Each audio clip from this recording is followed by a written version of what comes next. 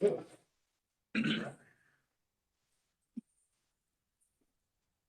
obligated to stand at the pulpit, but I'm not sure I'll stay here. Thanks, guys. Quick commercial for us as the sponsor. So thanks to Brad and the ISSA for inviting us to sponsor today on the heels of the, by all measurements, I think we're a successful InfoSec conference. So my name is Dave Bruder. I'm a regional sales manager covering Kentucky, Southern Ohio. And I'm with Netscope. And so we'll talk I'll give you a little bit of a commercial about Netscope before we dive into the kind of the meat or the technical discussions today. And Pat, I think I already broke it. You broke it already? That was quick. Wait, nope, I'm functional. There you go. Okay, go back a couple. So for those of you that aren't familiar with Netscope, who we are in a nutshell is we're the largest private cybersecurity network in the world. So if you think about the beginnings of the organization, we were really created to provide visibility to BPOS back in the day, now M365. And so it was truly at that point in time, we were a company formed that just did CASB. Since then, we've grown the platform into a true platform, most of it organically. So we're not snapping together a bunch of technologies and secure web gateway, data protection, et cetera. We'll talk a little bit about what the analysts think of us, but this is us in a snapshot. So we're a market leader in what we do. It is a private cloud, so we're not sitting in Google or an Amazon or a Microsoft. These are all our gear. And as we kind of think about the platform that we bring, we're going to focus in on one of these technologies today, but wanted to give you some exposure. So the space that we sit in from an analyst perspective is SSE, and that SSE is migrating into SASE. So we may see the term SSE sunset. And the true distinction between SSE and SASE is that SASE introduces SD-WAN. By and large, they have the same makeup, but that is what gets introduced. And so as a result of what we do for organizations, we typically will have discussions on both the security side, the cybersecurity side, as well as the network side, because we own the traffic. We're performing inspection of the traffic. We're doing whatever job, enforcing whatever control you'd like for us to do. So we're not going to get terribly technical today. We're going to pull the lens back and focus just on enterprise browser and why that's now part of SASE, at least for us as an organization, and what Gartner thinks about that. So Pat's going to talk a little bit about how Gartner addresses this. Pat's going to peel off his Netscope badge and really try to talk about enterprise browser at an agnostic level.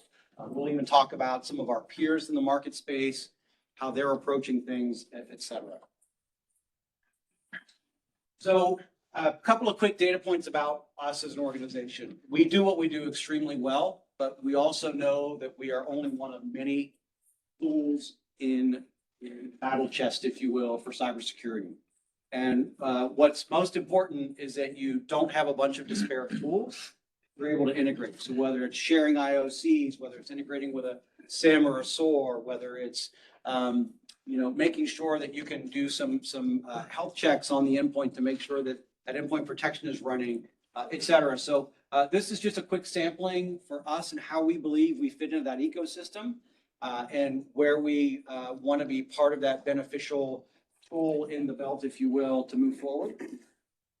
And then the last thing that I think I'll leave you with, I don't know if I've got another slide, but I wanted to share with you briefly what the analysts think of us. So the two slides on the right are Gartner Magic Quadrant. And what those represent is both SSE, and the one in the middle is single vendor SASE.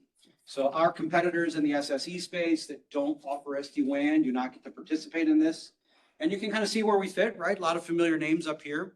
And then the one on the furthest to the right is the newly released grade from Forrester. So I think the ink is still wet on that. It might be a month old. But again, you can kind of see where we fit and finish. So we really talk about these as validation points.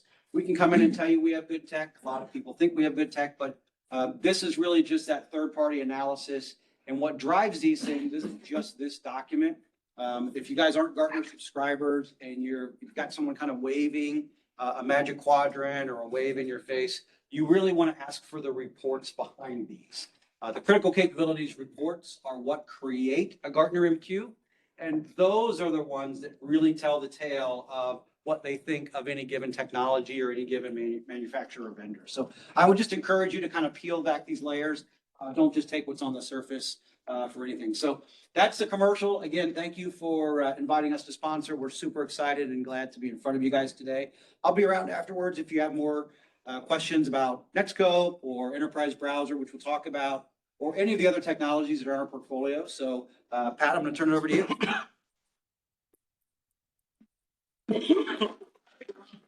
For Dave, keeping it under 10 minutes is worth it, to be honest with you. I'm a sales guy that can do that.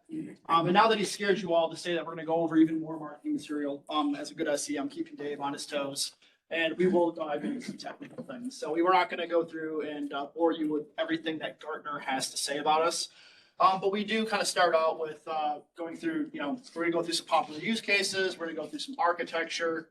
And we're going to kind of figure out, what Enterprise Browser is, if you guys have never used it, familiar with the architecture and how it works. And then we'll kind of find some use cases of maybe this will work inside your environment somewhere in one of these many use cases that we're going to go through, because there's a ton of them. And so when we're looking at this, what is Enterprise Browser? So Enterprise Browser, it's centrally managed, it's a web browsing platform. And what it really does is it extends the security capabilities of what you're already using into a managed browser that you can go through now, control everything from unmanaged devices to BYOD, VPN replacements. The list is long, and we'll get into a little bit more detail around some of that. But this is just a very simple way of doing it. And actually, I scrapped Gartner's definition of this because it was complicated, it was long, and it left me scratching my head. So I was like, if it's leaving me scratching my head, I don't want to go through and confuse the rest of you either. And so as we kind of dive into this a little bit, this is what Gartner says for enterprise browsers and how they define them, right? It's, a laundry list of different security controls, malware protection, phishing, data loss prevention, logging forensics, so on and so forth. So there's tons and tons of things that enterprise browsers are capable of doing. And we keep adding to that list as we go on. And so, as we go through and look at enterprise browsers as a whole, we're going to go through and take a look at just a few of these capabilities of what's really important. But as we kind of step off of that just for a second, these are some of the top players for enterprise browser. And this is partly Gartner. This is partly kind of some of the research that I've done. And the top three are all Chromium-based browsers. So Talon, which is Prisma Access browser nowadays, Island, Netscope, and then Layer 7 and Seraphic are actually two browser extensions. And so these guys play in just a little bit different of a role because they're not an official browser. They're just plugging into the browsers that you guys already have and providing security controls that way. And there's good and bad about that, right? So if you don't have a hardened browser, but you're using a Chromium Chrome or enterprise browser or enterprise or Microsoft or Edge, yeah, thank you, or whatever you guys are using from a browser, these guys will plug into it and try to provide some of those security controls, which comes with some problems usually around some lagginess, and comes in with some problems around just overall slowness, not able to put the DLP controls in the right place. And so even though Gartner says that these guys are one of the top of the list, they probably are from an extension, but you're missing out on some of the capabilities that we'll get into with the other top. So what are the most important capabilities? This is kind of where I sat back and thought and go, if I'm sitting here trying to guard an enterprise, what are some of the things that I want to look for, right? And so some of the best practices that some of my customers are doing from a security practice, whether it's with us, whether it's with Island, so on and so forth. And I think conditional access controls, being able to do some of that is going to be huge. Any kind of CASB and SWIG policies, you want to be able to go through, provide those types of access capabilities, but also security capabilities of, what kind of activities are you doing inside of those? What kind of operations are you doing? What are the things that you're doing maybe through a VPN today or through a Chrome browser that you just don't have some of that granular capability to look for? And so this is kind of where enterprise browser really fits, is to give you maybe the eyes and ears that you guys don't have today inside of a browser without the VPN capabilities, the ZTNA capabilities, and things of that nature. And so as we kind of move through some of this, I think in my opinion, enterprise browser is really the replacement for reverse proxy. The reverse proxy has always been the, how do unmanaged devices or third-party contractors or BYOD folks get access to enterprise applications and items inside my network without actually putting them on the network. And so I'll log in through an IDP, Okta, Enter ID, tiles, all this is kind of things that really started out with reverse proxy. But with reverse proxy, just like VPN or anything else, you lose some of that visibility in there because you still don't know what they're accessing. You have an idea of maybe what kind of SaaS controls that you have in place, providing that type of access through Okta or Enter ID. But you don't know what they're using, what activities they're doing inside. Are they copy and pasting something off of your SaaS application, your CRM, and putting it in a Word document on their personal laptop? Who knows, right? And so this is where I think in a lot of cases, enterprise browser is going to bring a lot more visibility inside of that. So browser hardening.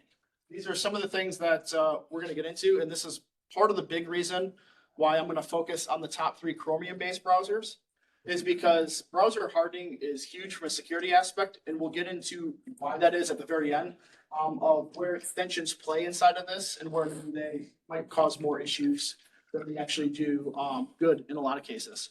And so from this aspect, there's just a few things that I wanted to point out here from a browser hardening standpoint. Obviously, any kind of certificates, you want to be able to do that. Developer tools disabled. Some folks might find that to be kind of an issue. It's definitely an issue when you're trying to troubleshoot something and you don't have developer tools inside of things, especially from a secure web gateway. I see you're smiling back there. You've probably done this once or twice. But developer tools in an enterprise browser allows you to look at tokens, different information. And so you don't want your users or your third-party contractors or unmanaged devices being able to look at that. And same thing from incognito mode. And then why we disable that is it's the complete opposite of what we're trying to do, right? We don't want to actually go through and take away cookies and take away policies and kind of, try to get around some of that stuff. We want to make sure that, we're actually visibly showing that and logging that and making sure that all these different activities are happening inside the enterprise browser itself. Going through and having authorized extensions only is going to be something that is huge. And like I said, the last couple of slides I'll highlight this because there's a lot of different things that maybe you didn't think of that are coming through extensions that could absolutely be problems from a security standpoint. So architectures, how do these things work? What do you need to get started? What are some things that you want to go through and make sure that you have in place before you get started? And so to kind of just kick it off, Palo Alto, Talon, or the Prisma Access browser, these are pretty simplistic ways of doing enterprise browser, right? This is a graphic that I took right off Palo Alto's website. This is how they say that they go through and provide Prisma Access browser.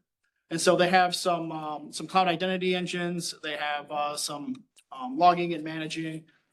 Your IDP comes into play. Prisma Access comes into play. And then your sanctioned apps, right? And so based on this graphic, grabbing policies and getting pushed down to the Prisma Access browser itself, everything's happening on the device, right? They will go through and offload some DLP controls onto different services in the cloud. But mostly everything that's happening, whether it's the ZTNA portion of it that we have, that kind of works on the screen. ZTNA portion that they're doing through Prisma Access here to give access to private cloud or giving access to the sanctioned apps themselves. All those services, all those controls, all those policies are running from the browser on that laptop. And so that really puts the user as close as you can to the security controls overall and gives you the visibility of everything that user is doing, right? Because we want to know and give access to any kind of private apps inside of there. So that way we can reduce VDI and the way VPNs are giving access. So that way we can log every single action that user is doing inside of your data center versus giving broad swaths of network abilities and capabilities to many users across many applications, right? Because with a VPN, you're giving it to a whole subnet. Whether what's on that subnet is good or bad and they have access to it, they do have access to it unless you guys are doing some pretty heavy ACLs in order to get around that. So from a Prisma Access browser standpoint, that's pretty much what I've come to figure out of how this works. Any questions around this? Because we can make this a little interactive too. I won't. I just have one question, just stepping back a little bit. Yeah. Do you see a lot of people have resistance to using a different browser, right? Because everybody's like, oh, I like to use my browser for this, right? You're introducing a new browser Correct. for this. I mean, what are some of the objections? And I don't know if anybody else in the room has had this experience, but you know, I've always found it to be troublesome. Like, hey, use this additional thing outside of what they're used to. How have you guys seen that, or anybody in the room? Yeah, I mean, I'll open it up to anybody in the room if anyone has had those objections themselves or in the middle of talks with enterprise browser. I mean, typically, Brad, what we're seeing as an organization is the use case, the primary entry point for this right now is remote access for non-managed users. So contractors is probably the primary one. So if they're not going to allow you to put an agent on there, so kind of managing that device, but you're giving them a window. It's kind of like back in the day, hey, I'm going to give you the Citrix session. You got to put ICA on there or whatever. This is that next evolution. And what I think you will see is a change in healthcare providers where they're using Citrix and Epic. I think as soon as Epic gets integration with this stuff, you're going to see a meaningful shift away from the big burden of licenses for Citrix or Horizon or whatever else. So what we're finding is that the resistance point was always, you're not managing the device, you can't put another agent on here. But if we give you just a window, yes, it's a browser, but we're giving you this window, and this is only used to access our company's stuff when you're contracting for us, there's a little bit less resistance.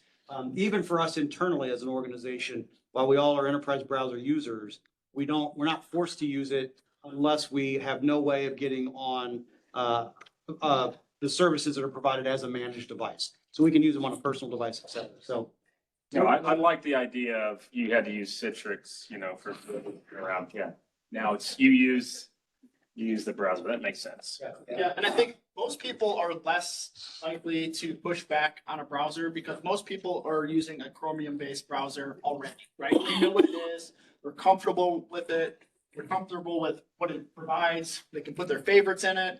The look and feel isn't any different than Chrome itself. And so when you go through though and ask somebody, hey, I need to put this agent on, it's like, what does this agent do? Well, it gives you access to the applications. Cool. What else is it tracking? Oh, well, it's tracking your CPU, your memory, your disk, your network, your Wi-Fi signal, your power rating on your laptop. And we're providing all these extra security controls on top of it. People go, whoa, wait a second. I didn't sign up for any of this, right?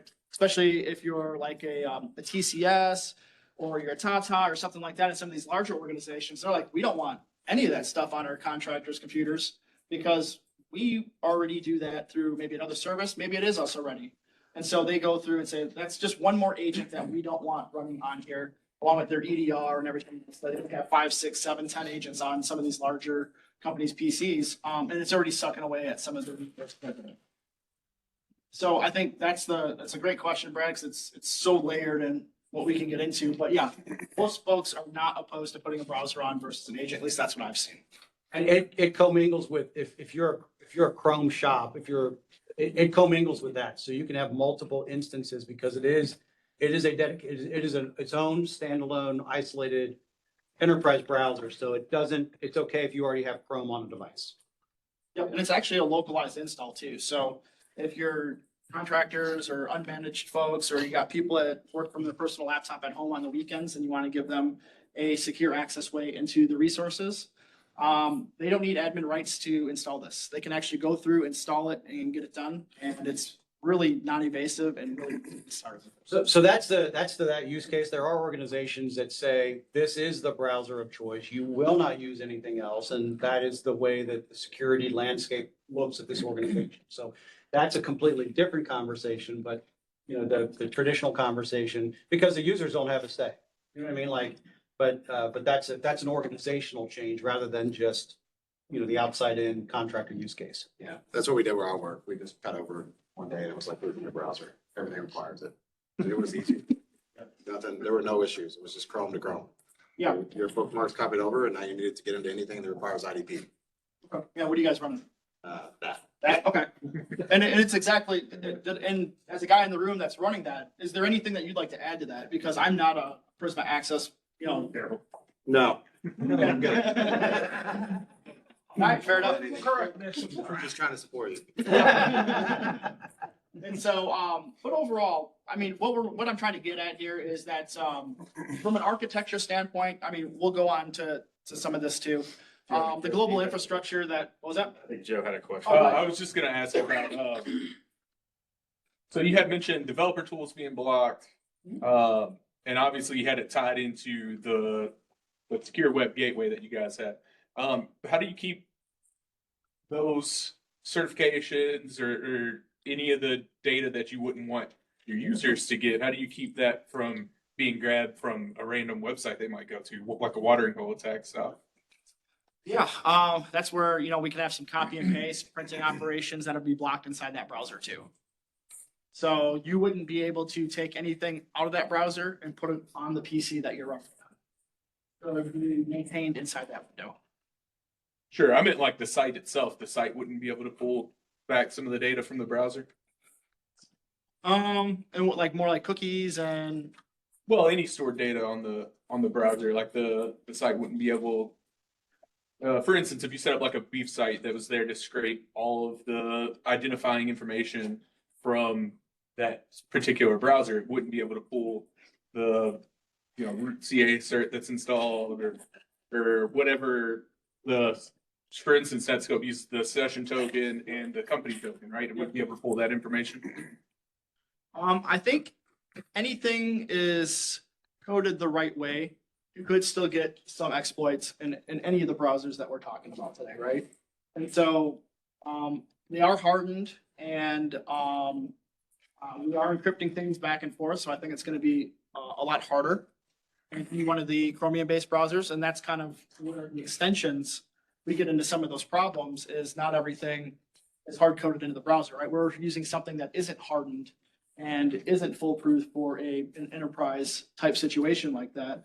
And so that's kind of where I'm in between of, hey, is an extension easier to do? Yeah, it's way easier to do, but there's certainly some security concerns like that, scraping, manual attacks, things like that, you know, you could certainly, you know, scrape anything off of a web page, or a web page could try to scrape anything off of your device as well. I think as you look at like watering hole attacks, you've got to rely on the URL aspect of the tool. So whether independent of any of these tools, who's going to have a better manage on that? And then there could be additional technologies that come into play. So for example, just speaking on the Netscope side, not for any other browsers, if you're using us, you have our familiarity with all of that, the apps and URLs and all of that. And if we don't have something categorized, you could have a policy that puts it in a remote browser isolation session inside of the enterprise browser. So now all of a sudden I'm just doing, screenshots. I'm not even doing actual data with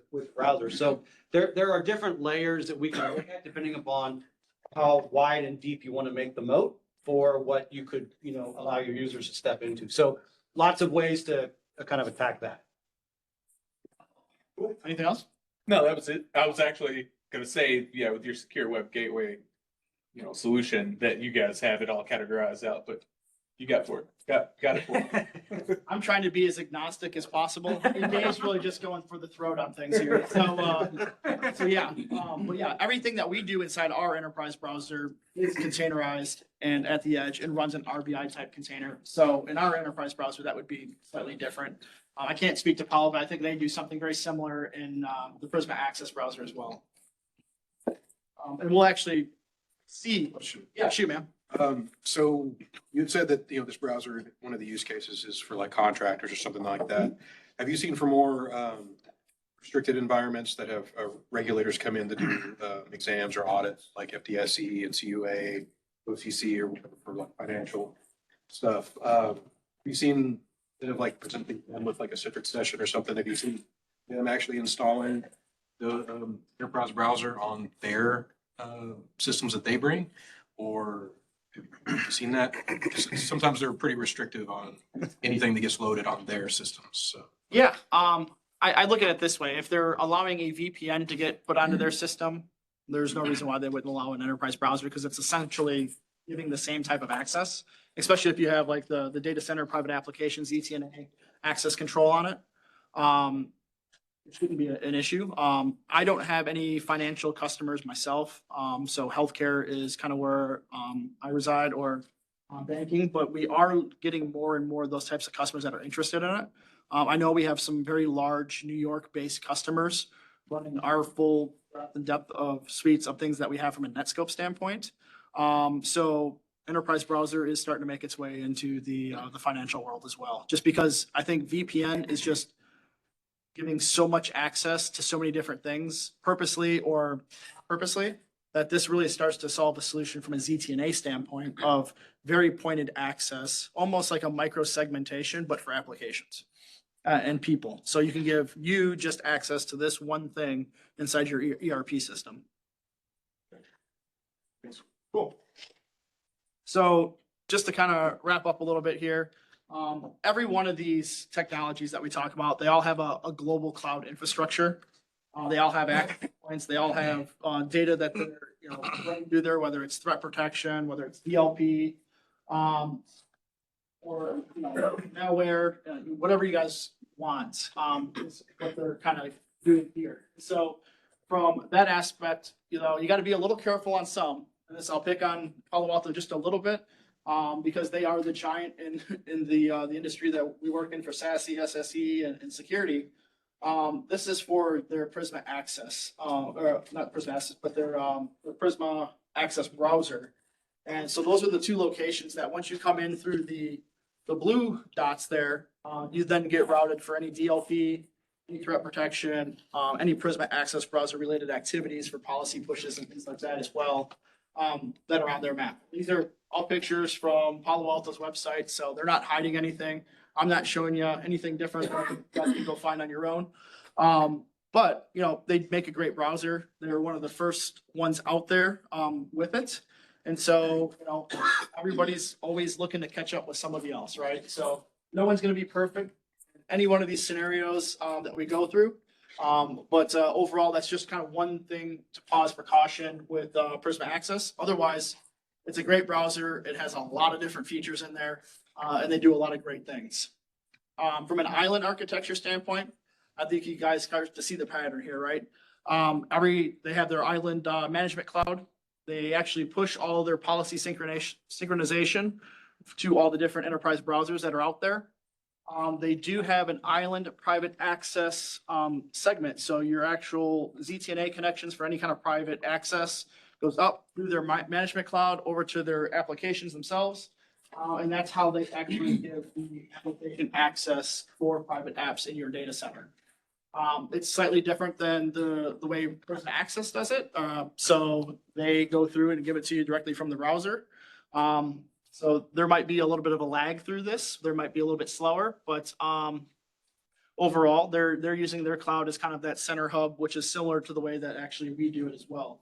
One thing of caution for these guys as well is that the Island Enterprise browser itself, though, has direct access to all your applications. It actually goes and looks at all the different malicious content that's out there. So when that does that, DLP, threat protection, all those things are running inside the browser proper.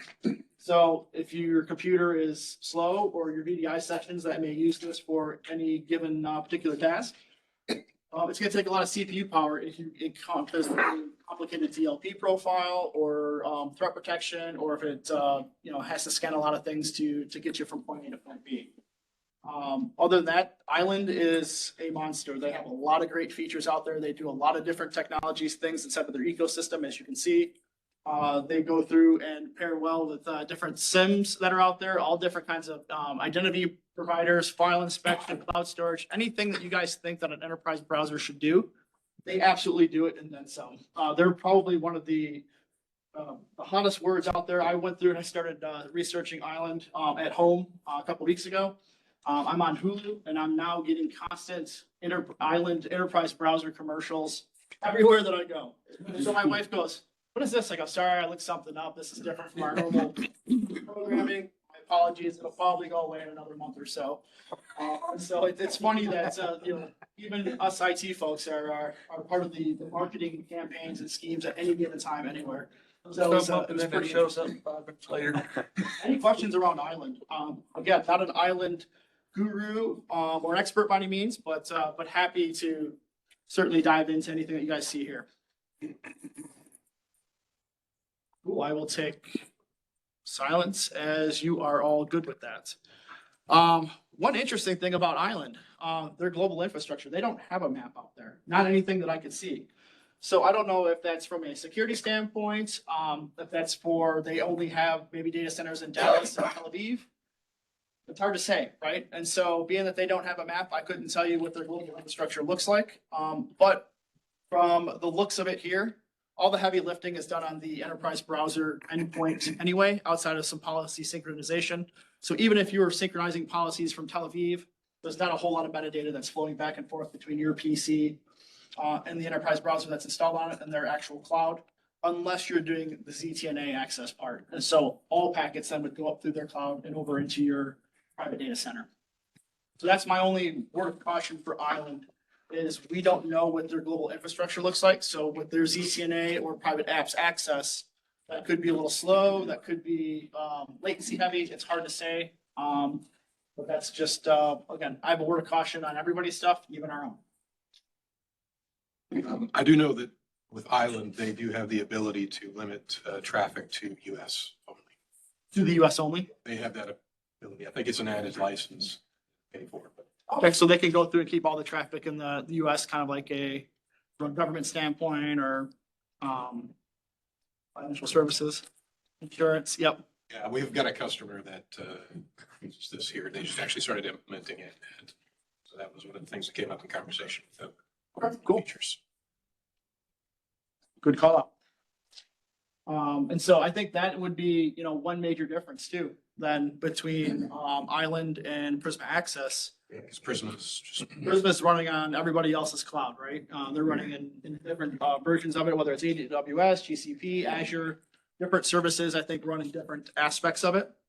So if Island has the ability to change their own networking in the background, then that could be certainly something that would be slightly better than the Prisma Access side. Because if you're a financial services company, you want stuff to stay in the US. If you're part of the US government, that's a mandatory, right? If you're in Canada, it's tough to stay in Canada, so on and so forth. So to be able to control some of the routing of where you're accessing these things is certainly going to be a huge advantage. So we do things from a Netscope way, just slightly different, right? And so from an integrated enterprise browser, what we do is we take the enterprise browser, and instead of having all those controls directly in the browser on the endpoint themselves, we actually use the enterprise browser as more of a steering mechanism. And so what we're able to do is take the traffic that's on the PC and run it through our SSE cloud. So what makes us slightly different than everybody else is, instead of like a Prisma Access or an Island, you're taking those policies, whether they're DLP policies, SWIG policy, CASB policies, ZTNA policies, and we don't have to match them up between different councils or different programs that you guys are running. So if you're running maybe us for SWIG and Island for enterprise browser, you don't have to match those SWIG policies and CASB policies to make sure everyone has everything that they need. We're actually just partaking in the policies that we already have configured, but we can add enterprise browser into them, because again, we're not putting any of those controls inside of the enterprise browser proper. We're using the enterprise browser to steer you to those controls that you guys might already have in place with Netscope. So when we look at it from a ZTNA standpoint, it's the exact same thing, right? The ZTNA publishers are already connecting into our cloud. The unmanaged browser will go through and point you to the SSE, and we will route you accordingly to the private applications itself. The one drawback with this, right, because there's drawbacks everywhere. We're not perfect, and I'm not going to stand up here and say that we are. Having the extra hop like that could cause a little bit of latency in the overall architecture. So that's one thing that a lot of our customers push back on, going, okay, well, we're hopping between our place with an enterprise browser. Now we got to go to your cloud before we can go to the Office 365. Is that going to provide latency? Well, that's up for you guys to decide, because I'm not going to tell you one way or the other, right? But I would say overall, we don't see a lot of latency in that, but it's a constant concern that we hear inside of the Netscope realm of things. And so it's always a caution, right, to kind of take into consideration when you're looking at any kind of enterprise architecture like this. Any questions so far? By group, hopefully I'm satisfying everybody's questions, and maybe there's none at the end.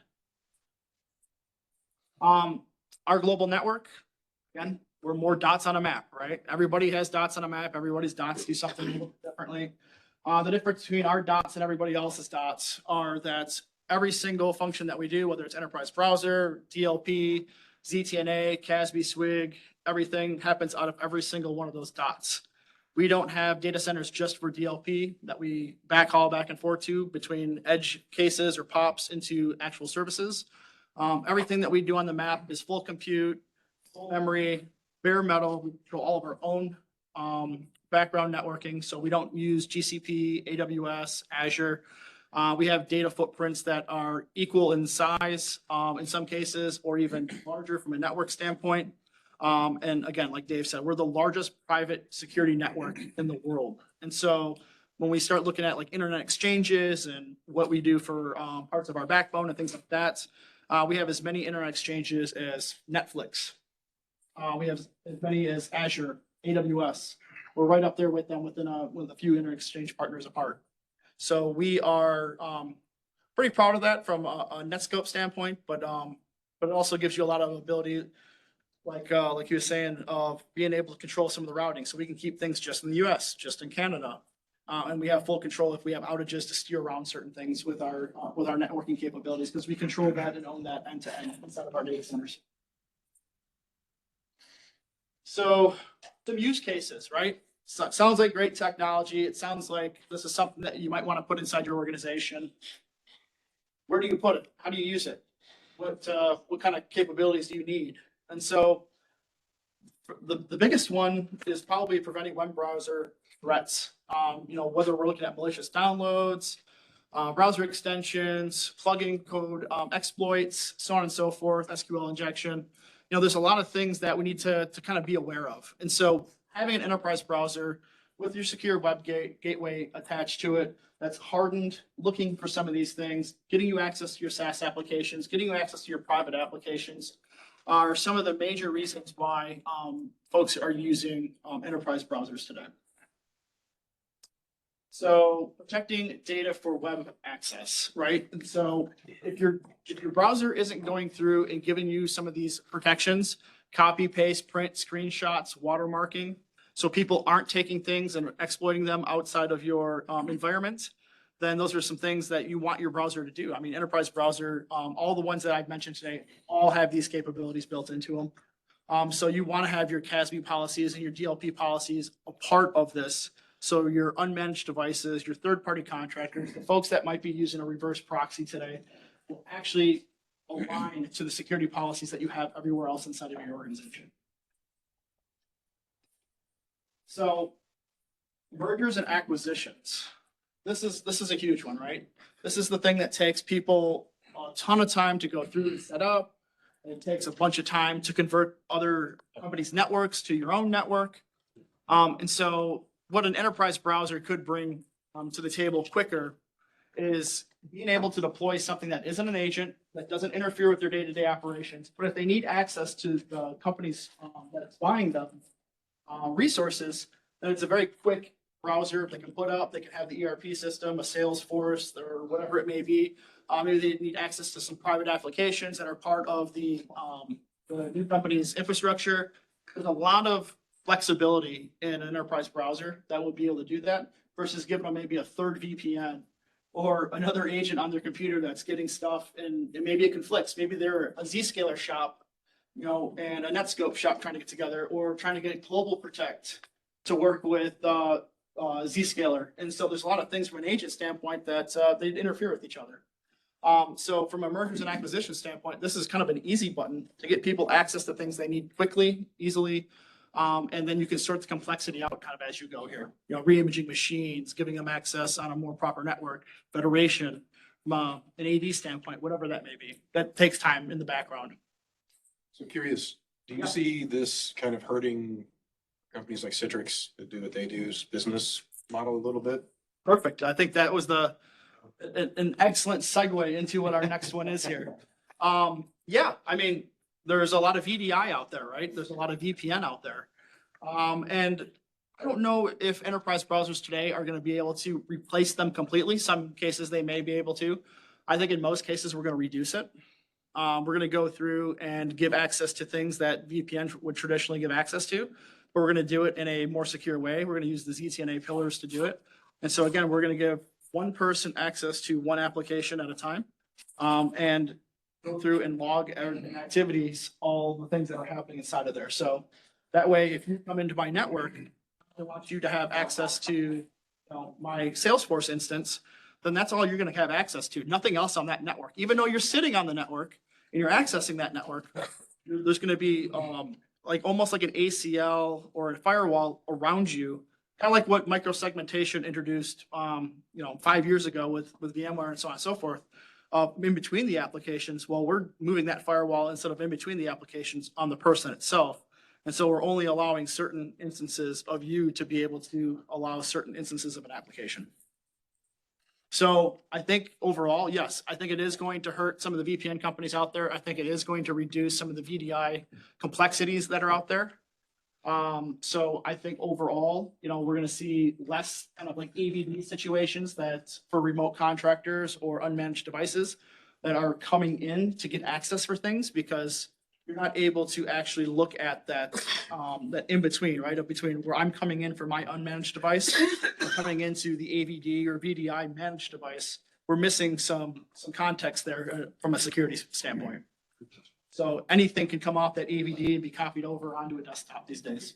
And so that's really the big security concern that we're looking at when we're starting to do like the VDI and the VPN aspect of it, is that whole unmanaged to managed resources complexity and overall security vulnerabilities.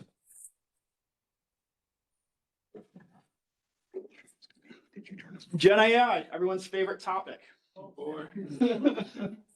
Yeah, so I can tell I'm almost Gen AI fatigue. Anybody? I'm getting kind of tired of talking about it. So when you're looking at Gen AI type things, I think enterprise browser is an excellent way to go about this, because we can still put those DLP controls that you guys have on your internal users that are on managed devices going through your corporate networks on things like a personal laptop that Susie uses to work on the weekends from, because he has a desktop in the office. And the corporation is not willing to give her a laptop, VPN access, whatever it may be, but she can take spreadsheets home with a thumb drive, plug them into her personal device. So if you want her to access those things, to keep them inside the environment without going through and uploading and downloading things, these are the type of controls that you can put in an enterprise browser. That way Susie doesn't go through and say, hey, ChatGPT, here's a list of social security numbers. Can you order them from top to bottom? Something simple like that. And then she just exports just a ton of data into ChatGPT that is confidential information for your company. So there's a lot of different things that we can do from a DLP policy standpoint, app risk. And if you guys, maybe Susie's allowed to use ChatGPT, but just the corporate edition. And inside of that corporate browser, or enterprise browser, you can force her into the corporate edition of that Gen AI application. Any questions around this? And it automatically redirect them. Like if they were to choose, can you just say, all right, you were trying to go here, but we're actually going to send you to the corporate? It'd be a coaching box that would pop up at the bottom. In our stuff, yes. In some of the others, you guys have that too? It just depends. Some products just break the connection altogether. Some could be coaching. It really depends on the product. Yep, cool. So yeah, we would have a link inside of a coaching message that would come up kind of in the right-hand pane to say, hey, you're not part of this isn't the right Gen AI application. Please go to this one. It'll be a link. You can click on that link and it'll force you into the right Gen AI application of choice.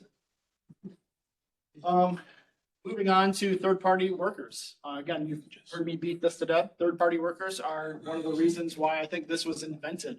It's honestly one of those things where you don't know what your third-party workers are taking from your network, especially if they're sitting on a VDI device or if you're giving them just wide open VPN access, right? They're using their laptop from a different company They come onto your network to maybe look at some of your resources. Maybe they're going through and just accessing some of your resources.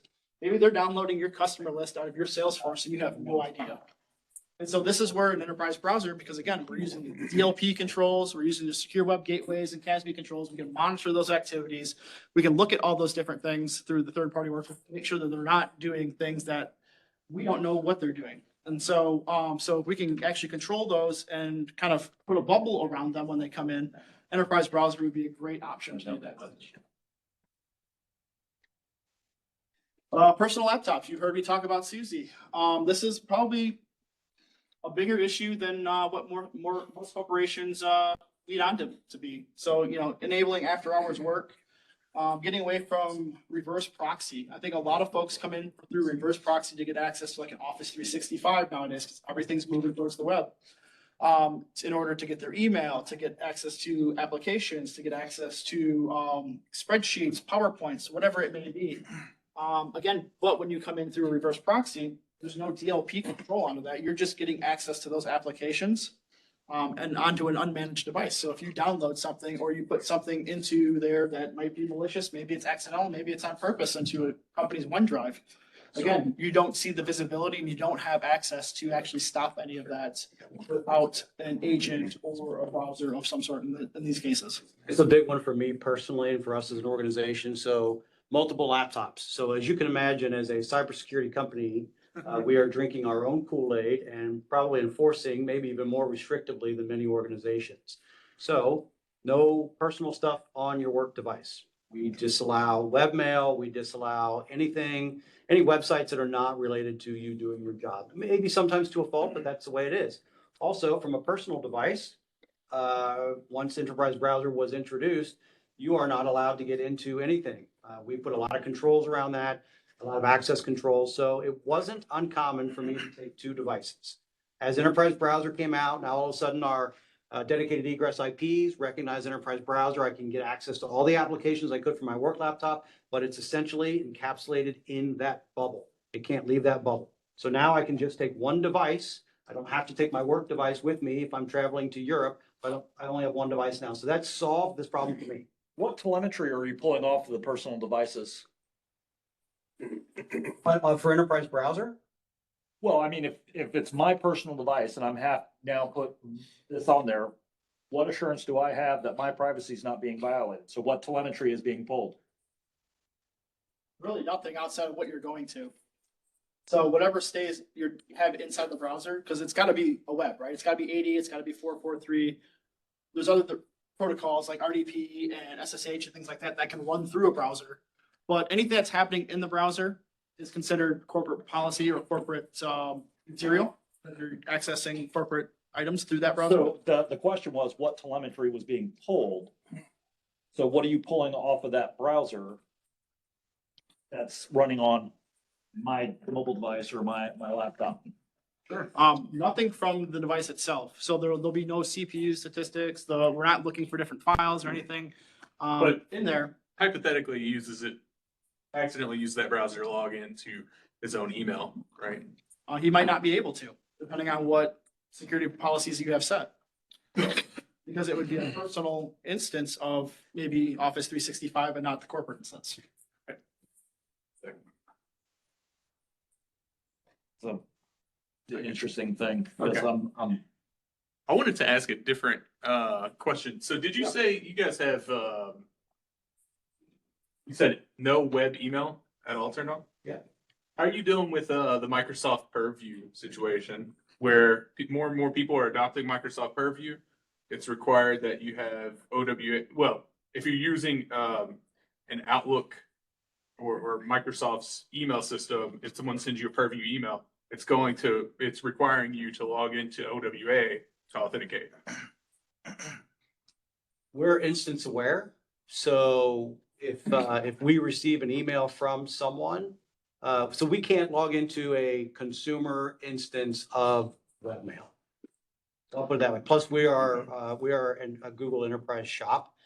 So A for little bit different. yeah, so for us, we don't have to log. We don't have Microsoft accounts. We're not logging into Microsoft.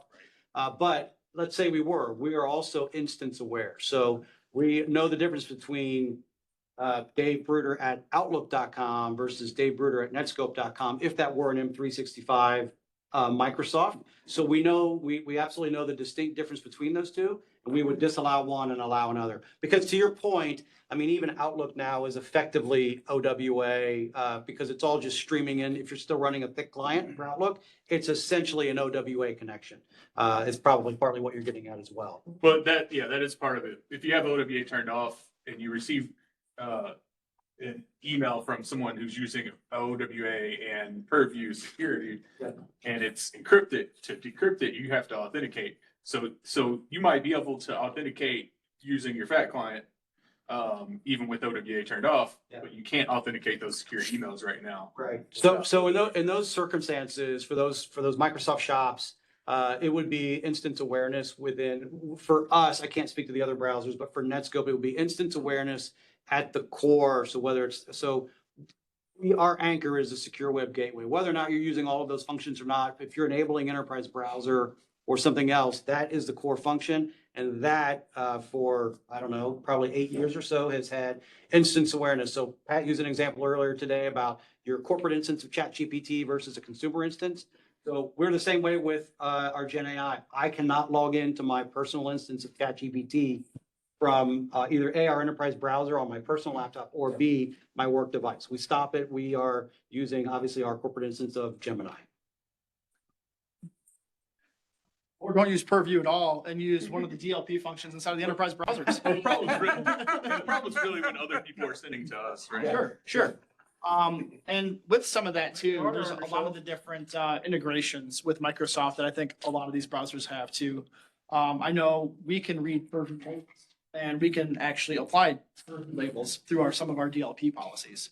So with that, we might be able to go through and actually decrypt some of those on the fly that you might be worried about, depending on where it's coming from and who it's coming from. So we do have some type of integrations. I know Prisma Access Browser has some integrations. Island absolutely does. To what extent those integrations are, you can reach out to some of their engineering folks to find out. But overall, everybody has integrations into Microsoft. And Purview, I think, is everyone's pain point at the moment until they figure out how to make it better. Private apps. So private apps, I think, is one of those things where we go through and figure out what can run in a browser and what can't run in a browser.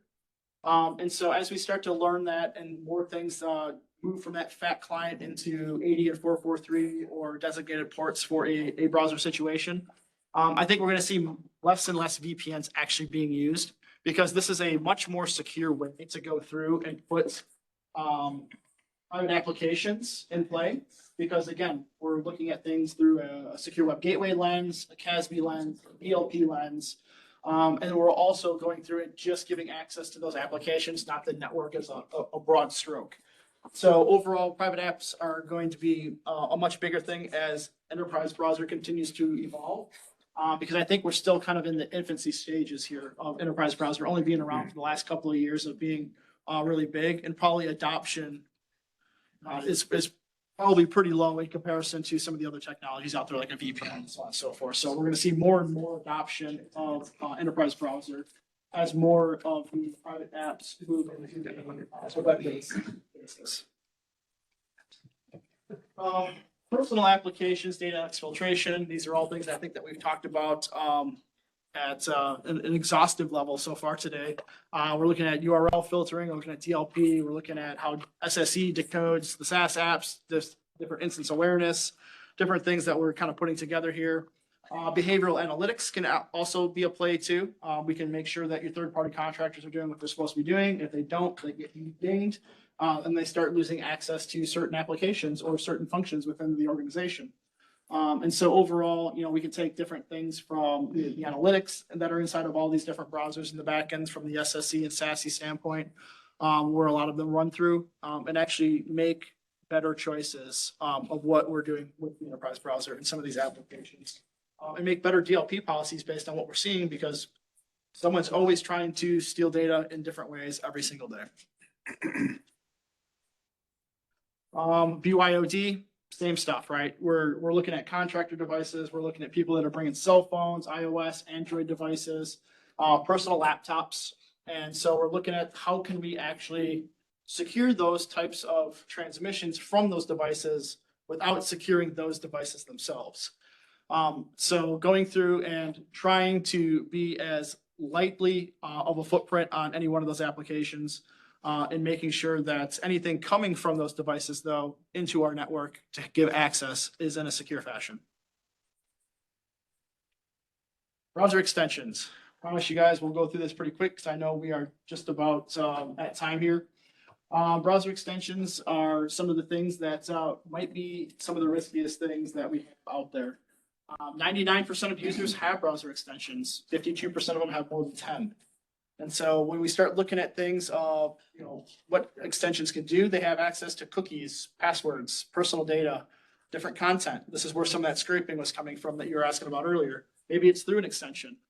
But when we look at it from this aspect of, Bleeping Computer had one of these articles was 57 Chrome extensions with 6 million users have been discovered with risky capabilities, such as those examples that you were talking about, of getting access to browser, cookies, domains, potentially executing remote scripts, so on and so forth. And so these are some of the reasons why I think the enterprise browsers are very particular in the type of extensions that they're going to allow inside of here, so that we're preventing some of this type of stuff from happening. It's part of that hardening aspect of the browser itself.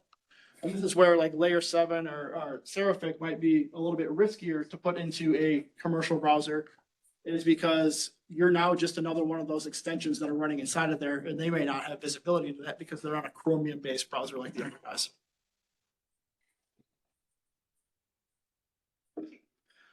The other aspect to enterprise browsers, 70% of the phishing campaigns impersonate Microsoft, OneDrive, Office 365 to exploit users. They have all different kinds of AI prompts for sensitive business content. And, so when we're looking at a lot of this type of stuff through file uploads, company devices, personal accounts, look at the things here at the bottom, malware assembly in the browser, multi-step phishing attacks, living off trusted platforms, and shadow IT is living in the browser day to day. And so again, browser extensions are huge to make sure that we're putting the right information, the right extension, the right thing to get access to your corporate data through an enterprise browser. But we don't want that exfiltration happening inside of the browser itself. And so as we start to look at this type of thing, we're seeing different Chrome extension problems, different session tokens, things that are being stolen in using just some Microsoft applications out there, that if we don't pick the right extension to go into the right browser, we could have problems. And so again, no solution's perfect out there. Nothing is going to solve for 100% of the problems, at least not yet. Hasn't in my career, I've been doing this for like 20 years. And so there's always something to look out for. And I think for enterprise browser, extensions could be kind of a weak point to look at, because again, if you go through and running your enterprise browser as an extension, that's certainly a weak point. And if you're running a Chromium browser and you put the wrong extension in there, that could be another problem inside of that as well. Pat, you have any insight to cost as an extension, an enterprise extension that a company wants to do? Is that a more affordable option? Is it quicker time to release and get value out of? Like, what, I mean, obviously, that Versus like a client or versus a full enterprise browser, simple matter of time and money, right? Is it more affordable, and is it quicker to deploy? Is that why someone might go down that path as a starting point, or? Yeah, absolutely. So I think with the M&A side of it, reduction of EDI, everything, installing a browser is going to be less intrusive than installing a client. And it certainly is more cost effective for what we've seen with a lot of our clients than grabbing, another 100 or so client license versus 100 or so enterprise browser licenses. I'm thinking just extension versus full enterprise browser as well. Is that an even easier path, an even more affordable path? But albeit potentially riskier, I don't know. It certainly could be, Dave. I don't know if it would be any cheaper, to be honest with you, from a cost effectiveness. I don't know what Seraphic or Layer X cost from that aspect. But I would say it's certainly a riskier path, because again, a lot of the extension sides of it aren't going to go through and have the same DLP and capabilities that a Chromium-based browser would. So just some things to kind of look up.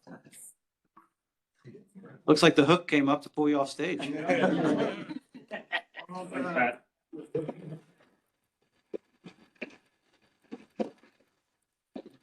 Again, thanks to Nesco, awesome sponsor, sponsored the conference and this meeting. You just can't help it.